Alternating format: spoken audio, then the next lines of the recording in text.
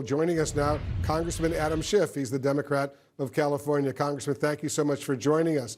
We have a lot to discuss, but first, what does it say to you that Republicans are now gearing up for another attempt to censure you after this latest effort today failed? Well, look, I'm flattered that they view me as such a threat to them, that they view me as effective in holding Donald Trump accountable. And this is the way they want to lash out. But it's not going to deter me.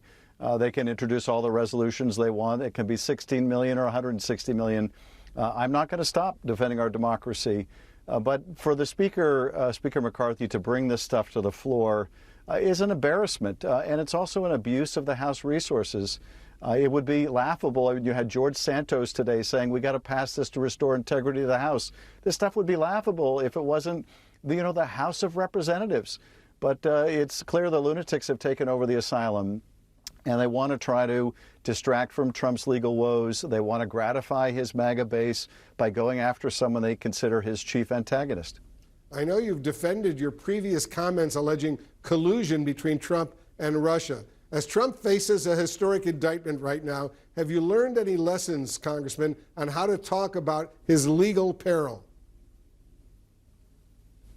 Well, Wolf, let's face it, Trump's campaign chairman, Paul Manafort, as you know, was giving internal campaign polling data and their battleground strategy for key states to an agent of Russian intelligence, something that most Americans call collusion.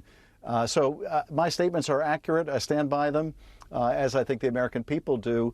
But look, they're going to go after me no matter what. And I'm just going to keep on defending the truth. And I'm going to keep on defending our democracy. And the only lesson I take away from this recent attack is if you do your job and you stand up to the MAGA world, you got to be prepared to take all the incoming, and I'm prepared to do so. What concerns do you have, Congressman, about these calls by some House Republicans to subpoena the special counsel, Jack Smith, and to try to defund his entire office? Well, this is another reason why they're going after me, Wolf. I serve now as a senior member of the Judiciary Committee. Kevin McCarthy may rue the day he took me off Intel because I'm in a position now to push back against Jim Jordan and the Republicans on the committee effort to interfere in the prosecution of Donald Trump. As I said last week, Donald Trump has plenty of good criminal defense lawyers. That's not the job of members of Congress to be on his defense team.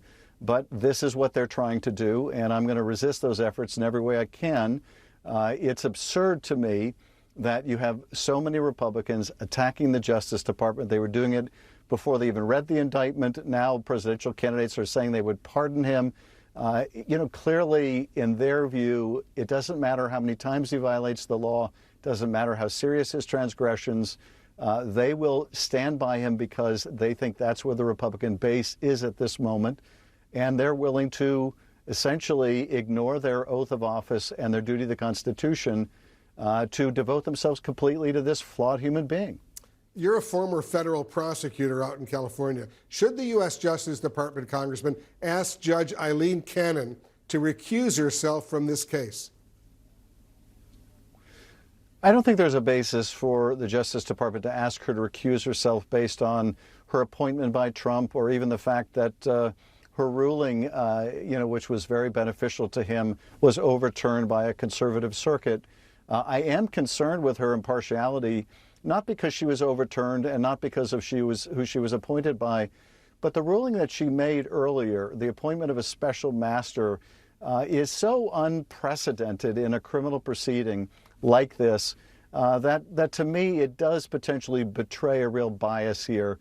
And would cause, her judgments to be called into question. So I do have serious concerns about her, but I don't think there's a basis for the Justice Department to seek to remove her.